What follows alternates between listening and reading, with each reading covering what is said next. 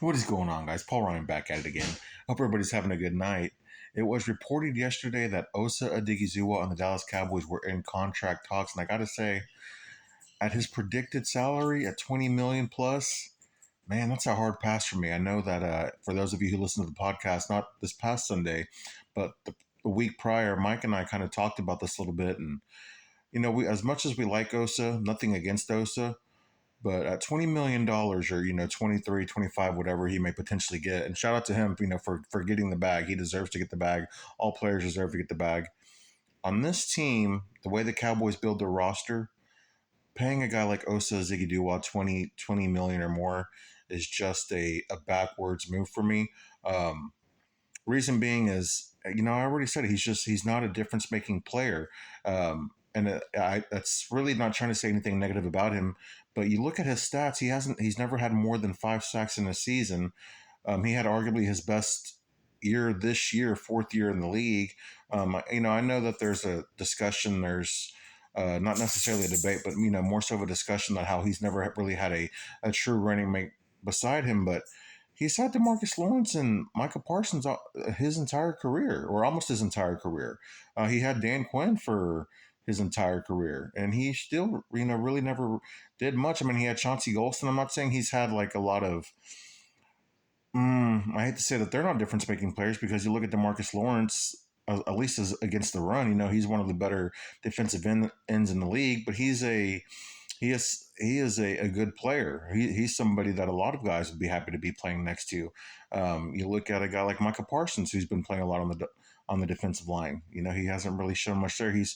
He's had some moments. I don't want to say a flash in the pan, because that's disrespectful. But he's had good moments. He's had good games. But it seems like he's never really built on those. He's never built on the momentum that he's had, and he's never really taken that next step in his development as a player. And after 4 years, man, if you haven't seen it then, I'm not sure you're going to see it in year 5, year 6, or year 7. We talked a little bit about this last night on our pod. And we, instead of recording tonight, we talked about it last night.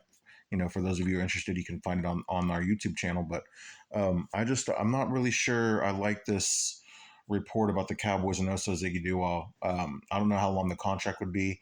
I didn't really like the idea of franchise tagging him either, again, because that was going to be about 23 million. I definitely don't want him here for 3 years at 20 million or more. I'd love to know what you guys think.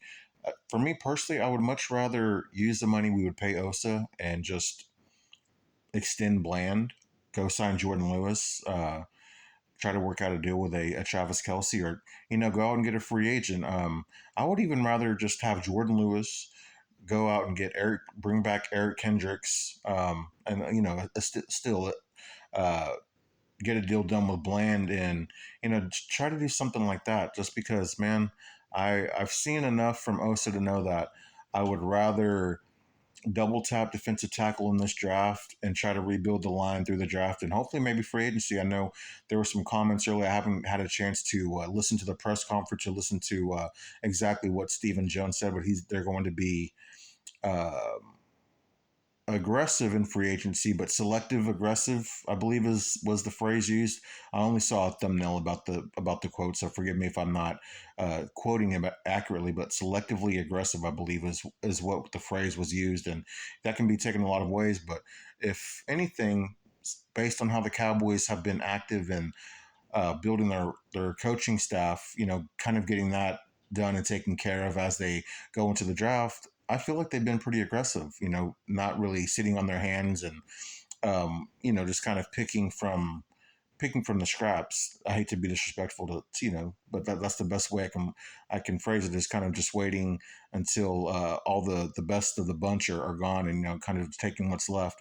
Cowboys didn't do that with this coaching staff, so I'm hoping and praying that maybe in this off season, with free agency, maybe they might make a big splash. Maybe they might make a big move. What's a big move with Stephen Jones? I'm not really sure. We haven't necessarily seen it, but I'd like to think we could see a difference maker. And if we sign Osa, man, I would hate to miss out on the chance of signing someone who's better. I know that the defensive tackle market this year isn't that great, and that's why guys like Osa and Milton Williams are so highly regarded, because this defensive tackle free agency um, market is pretty thin this year. So again, man, I no disrespect to Osa.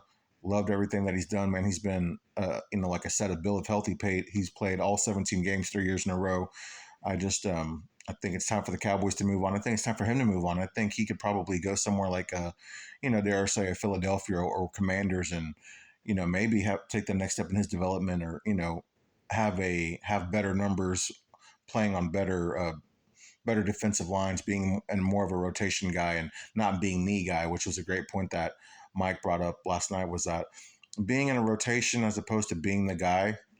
It's a lot different. And Brendan made a great point too, that Osa starts the year off so strong, but he's playing so many snaps that he wears thin, and he just, for about 4 or 5 games, it's like he's trying to recover from playing all the snaps in the first half of the season.